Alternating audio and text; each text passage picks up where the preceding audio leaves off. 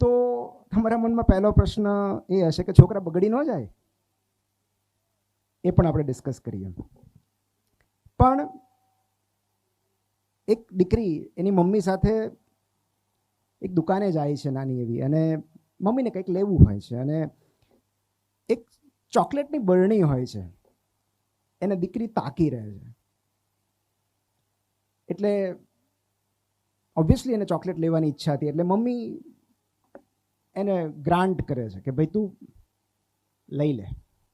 દુકાનવાળા ભાઈ પૂછે છે કે બેટા બરણીનું ઢાંકણું ખોલીને તારે જેટલી ચોકલેટ જોતી હોય એટલી તું લઈ લે. મમ્મીએ પણ સમર્થન આપ્યું કે ના બેટા લઈ લે, વાંધો નહીં, પણ દીકરીએ ના પાડી કે ના ના.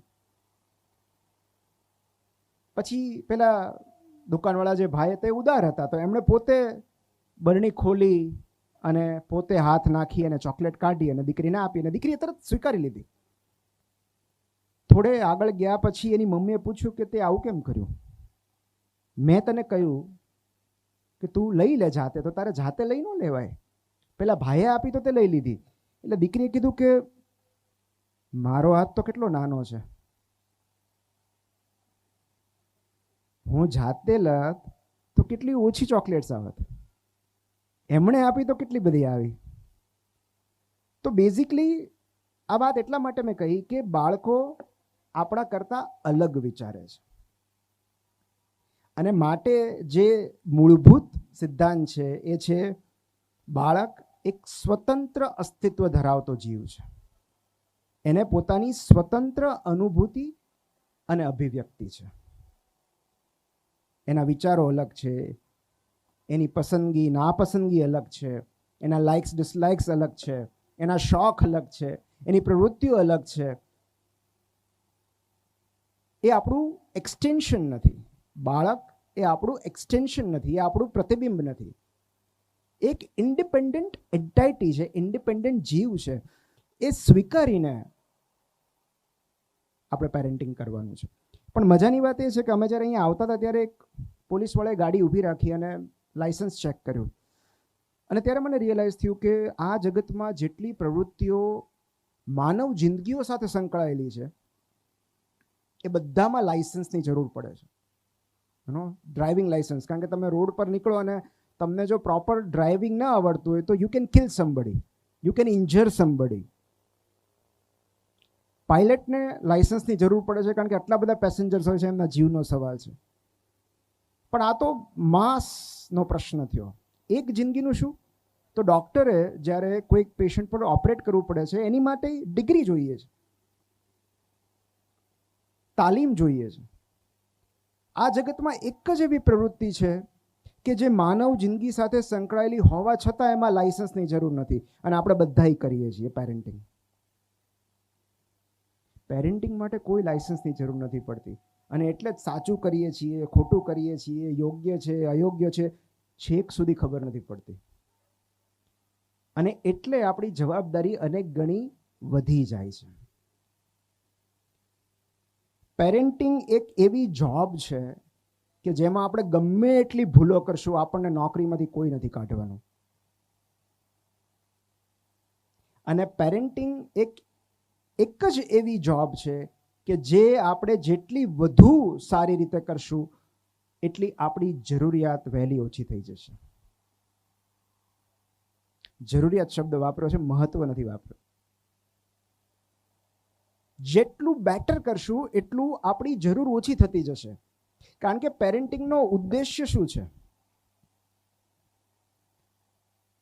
અલ્ટિમેટલી ક્યારે એવો વિચાર આવ્યો છે કે what is the purpose of parenting? આપણે શું કામ પેરેન્ટિંગ કરીએ છીએ? તો આ જવાબ મારો નથી, આ ઉત્ક્રાંતિનો જવાબ છે કે પેરેન્ટિંગનો એકમાત્ર ઉદ્દેશ્ય બાળકને ઇન્ડિપેન્ડન્ટ કરવાનો છે. ફિઝિકલી ઇન્ડિપેન્ડન્ટ તો થઈ જ જવાના છે, પણ emotional independence, social independence and financial independence. અને આ દરેક આ પ્રાણી જગતમાં બધે લાગુ પડે છે, એવરીવેર.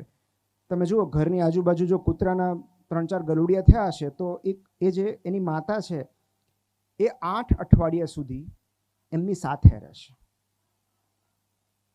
જેવા એકવાર એના બચ્ચા થોડા મોટા થઈ જાય પછી આપમેળે બધે ફરવા લાગશે. પંખીના જે બચ્ચા હોય એ માળામાં થોડાક મોટા થાય પછી ઉડવા લાગે.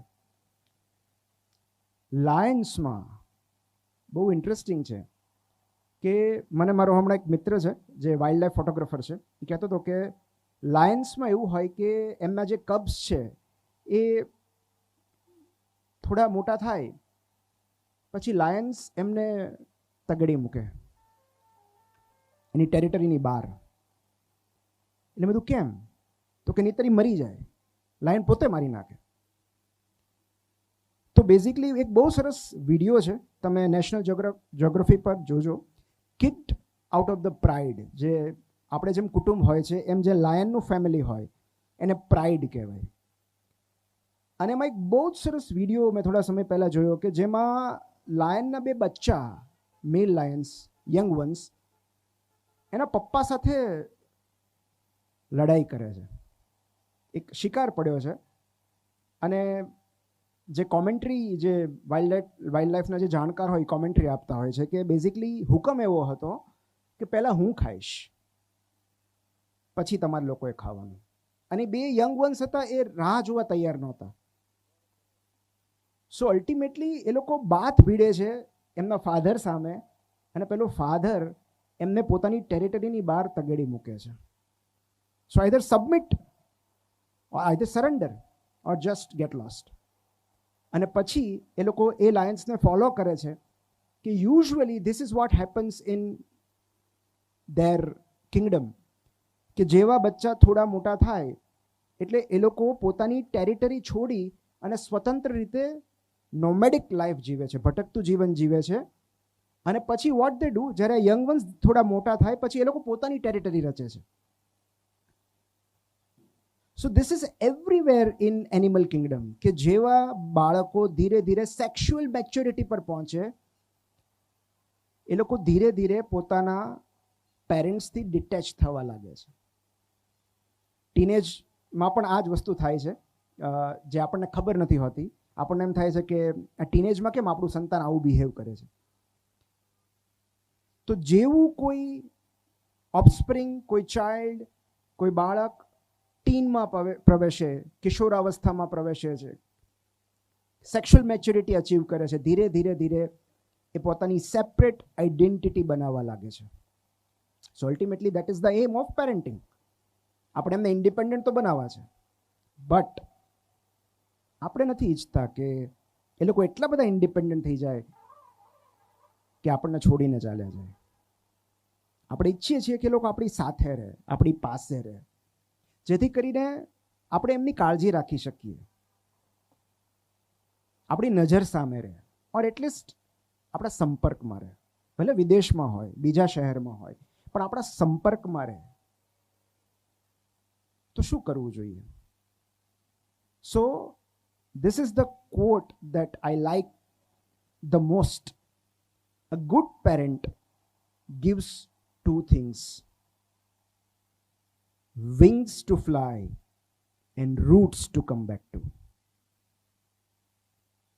એક પેરેન્ટ તરીકે આપણે આપણા બાળકોને બે વસ્તુ આપવાની છે.